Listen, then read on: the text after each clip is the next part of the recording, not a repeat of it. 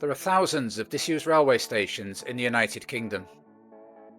Some have left very little trace on the landscape. Whilst others leave evidence of times of the past. In this series, we'll be exploring the hidden histories behind these disused stations. Bringing back into memory long forgotten people and events. And in this video we're investigating Toller Station, which stood on the old Bridport Line. The Toller Porcorum was the first stop on the line after trains had left Maiden Newton, so we're going to see if we can find the site of the former railway station. So, Toller Porcorum, do you know what that means, Dawn? No, I don't. I think you'll tell us though. Yep, Toller of the pigs. Porcorum, like pork. So there you go. There have been lots of pigs around here. Toller Station sat 2.5 miles west of Maiden Newton. The original plans for the Bridport Line had included a station at Toller Porcorum, but due to the Board of Trade considering a new road to be built through the village, the station did not arrive until 1862, 3 years after the line had opened. Trains had stopped there from late 1861 when a local landowner, a man called Edward Pope, had a siding built just off the main line. But even before that date there had been trouble at Toller. In 1858 somebody or a group of people laid an iron rail across the track in order to try and derail the train. Fortunately the rails were discovered by some workmen and they were removed just before the train came down from Maiden Newton. So potential loss of life was avoided. The following year, 1859, a local farmer allowed some sheep to stray onto the line. Unfortunately 17 were killed, 8 severely wounded. And the coming of the railway to Toller was also blamed for an outbreak of smallpox the same year, 1859. It is said that a navvy had brought the disease into the village, passed it on to another navvy, and they hadn't followed proper vaccination procedures apparently. The report hinting that the railway company was to blame. After all this negative news surrounding the railway at Toller, it must have come as a relief in 1862 when the railway station was finally opened. It was said it would provide a great boon to the area, and there seems to have been a jolly party led by Edward Pope to celebrate the coming of the railway to what was then called Great Toller as well as Toller Porcorum. If you pay a visit to Toller Porcorum today, I would recommend parking your car and walking along to where the old railway bridge is and taking a look over where you can see where the site of the old goods siding was. If you then double back and find the red telephone kiosk and walk down this short lane, you will come to the site of the old Toller station. The station had a single platform with stone facing. This is one of the earliest photographs of the station. You can see the imposing St. Peter's Church above and the length of the platform there along the bottom of the picture. That byway leads us literally onto the platform, the end of which is there. Behind us was the old railway station, private residence. I can see, you see it down a milk churn. And if we take a closer look at this pre-Second World War photograph, you can see milk churns on the platform there, ready to be taken to a dairy at Maiden Newton. What a lovely thing to have in your garden. Yeah. 1860s railway platform. The first station on the site was a modest wooden hut with a booking office and waiting room. The first station master here was a man by the name of Arthur Woodrow, although the technical term for the people who were station masters here was booking porters. It was a very low grade station and people often went on for promotions. In fact, in the century or so that this railway station was staffed, there were 27 different people listed as masters.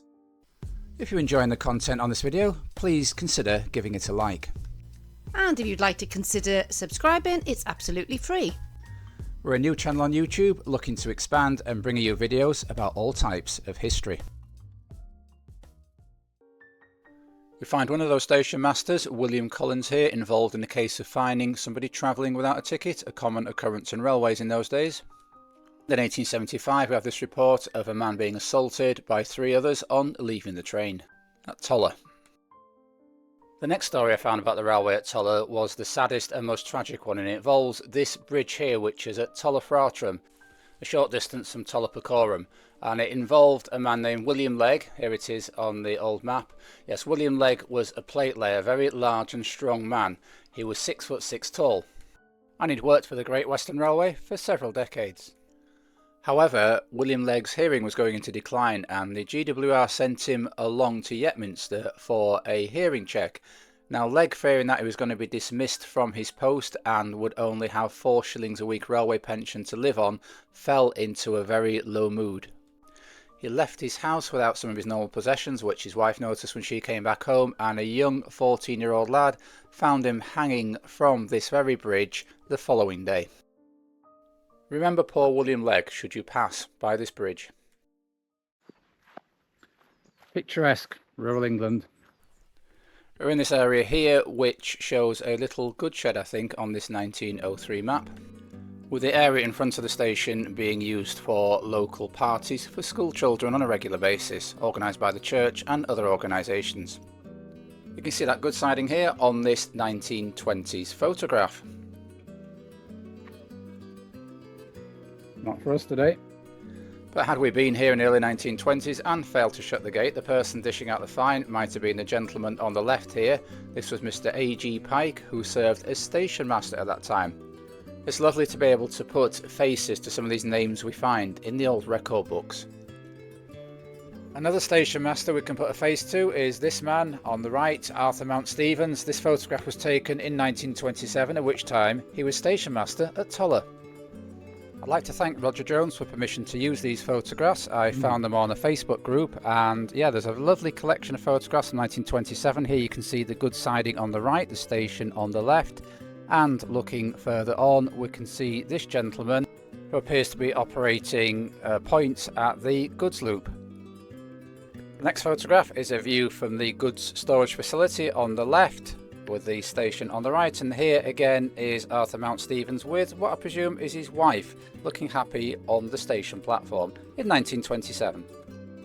Now, one station master I couldn't find a picture of was a man called John Brayley, who was station master around the turn of the century, and he certainly was involved in a lot of action at Toller Station.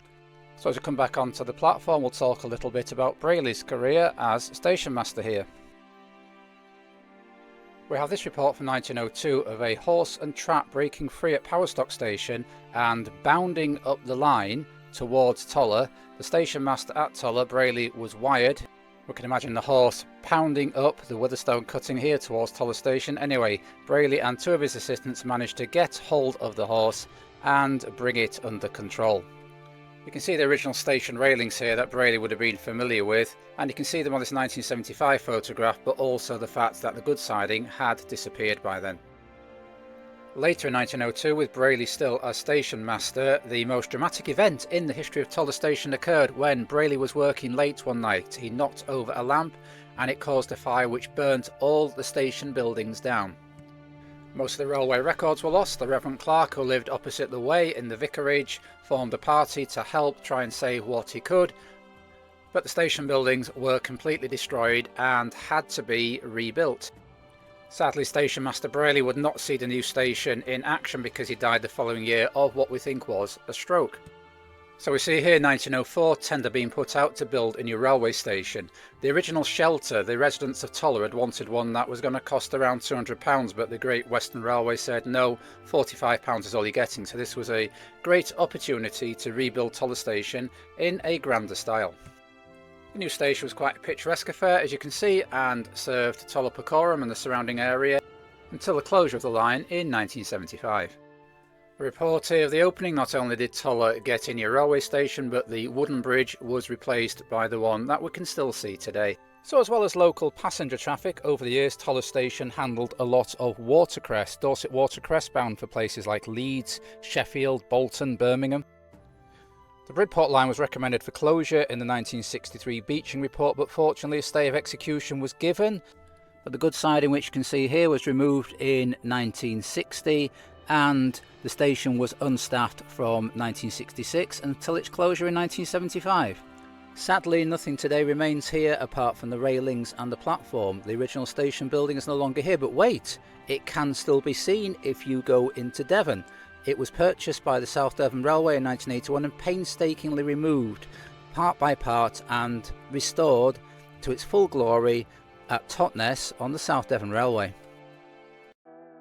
Toller Station saw its last train pass through on the 3rd of May 1975, but we hope that this video has perhaps revived some memories if you remember the old railway station and brought some of the history of Toller Station back to life.